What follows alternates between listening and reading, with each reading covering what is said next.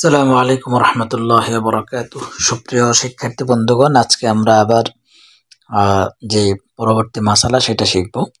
এখানে বলা হচ্ছে যে ফি সিফাতিল মুস্তাহিব্বাতি ফিল মুয়াজ্জিন, অর্থাৎ মুয়াজ্জিনের যে আজান দিবে তার কিছু মুস্তাহাব গুণাবলী থাকতে হবে, অর্থাৎ তার কিছু মুস্তাহাব গুণাবলীর কথা এখানে বলা হয়েছে। প্রথম যে গুণাবলীটার কথা বলা হয়েছে, আইয়াকুনা আদলান আমিনান, অর্থাৎ মুয়াজ্জিন যেন কি হয়, একজন ন্যায়পরায়ণ ও বিশ্বস্ত হয়। কারণ লিআন্নাহু মু'তামানুন ইউরজাউ ইলাইহি ফিস সালাতি ওয়াস সিয়ামি ফালা ইউমিনু আন ইউগররাহুম বিআযানিহি ইলা লাম ইয়াকুন কাযালিক। বলা হচ্ছে যে কারণ তিনি একজন আমানতদার, সালাত ও সাওমের ক্ষেত্রে তাকে প্রত্যাবর্তন করা হয়। সুতরাং যদি তিনি এমন না হন, তবে তার আজানের মাধ্যমে তিনি লোকদের কি করে ধোঁকা দিতে পারেন বলে আশঙ্কা করা যায়। মেইন কথা হচ্ছে এখানে সে একজন আমিনান, বিশ্বস্ত এবং ন্যায়পরায়ণ হবে। এটা তার একটা গুণাবলী থাকবে যে মুয়াজ্জিন, তার এরকম একটা গুণাবলী যেন থাকে। আইয়াকুনা বালিগান আকিলান, অর্থাৎ মুয়াজ্জিন যেন কি হয়, বালেগ এবং আকিল হয়। ওয়াসিহু আযান, আর আজান সহি হবে as-sabiyyi আযানুস সাবিয়্যি আল মুমাইয়িজ, অর্থাৎ তবে যদি বোধ সম্পন্ন নাবালেগের আজানও বিশুদ্ধ হয়, মানে কিছু কিছু বাচ্চারা একটু তাড়াতাড়ি কি হয়, তাড়াতাড়ি তার বুঝ বুদ্ধি হয়। হ্যাঁ, যদি ভালো বুঝ বুদ্ধি হয় তাহলে সেও কি আজান দিতে পারবে। আইয়াকুনা বালিগান আকিলান, তবে মেইন কি, এটা হচ্ছে মুস্তাহাব যে মুয়াজ্জিনের গুণ থাকবে, সে একজন প্রাপ্তবয়স্ক বিবেকবান হবে। তবে যদি কোনো বাচ্চা, যদি তার মানে অনেক বাচ্চা যে তাড়াতাড়ি বিবেক হয়, তাহলে সেও আজান দিতে পারবে। তারপরে আইয়াকুনা আলিমান বিল আওকাত, অর্থাৎ তার সময়ের যেন জ্ঞান থাকে, যেন ঘড়িটা যেন সে চিনে, এরকম যেন তার জ্ঞান থাকে।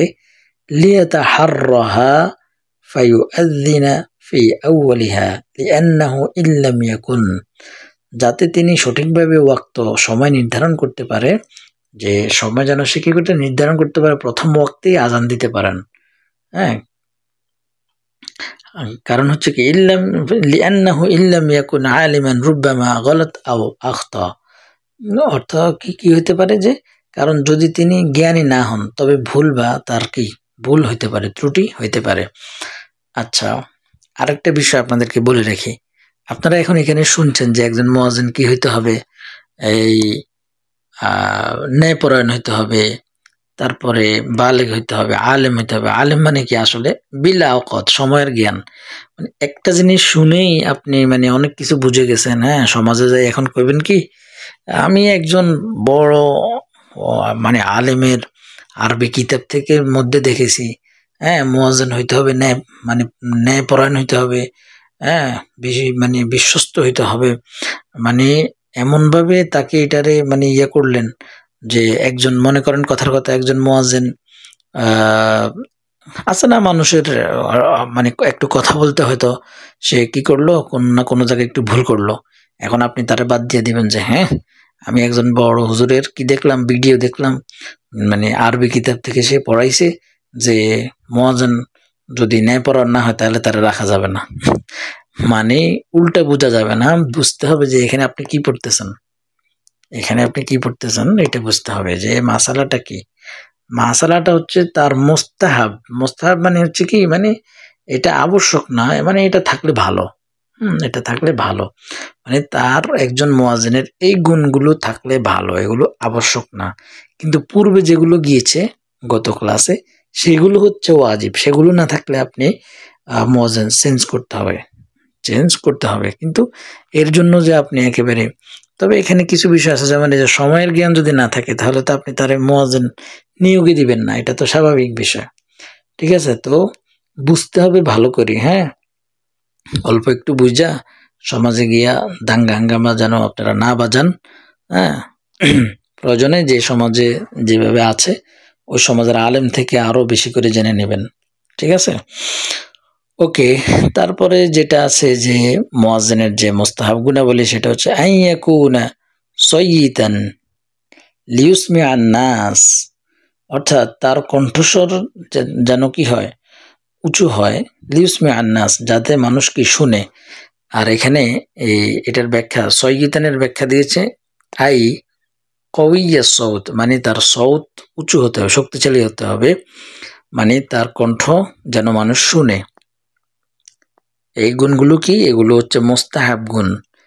আইয়াকুনা, তারপরে যেটা আইয়াকুনা মুতাতাহহিরান মিনাল হাদাথিল আসগরি ওয়াল আকবার, অর্থাৎ ছোট এবং বড় উভয় প্রকার অপবিত্রতা থেকে পবিত্র থাকতে হবে। তারপরে আইয়ুআযযিনা কাইমান মুস্তাকবিলাল কিবলা, দাঁড়িয়ে কেবলার দিকে মুখ করে আজান দিতে হবে।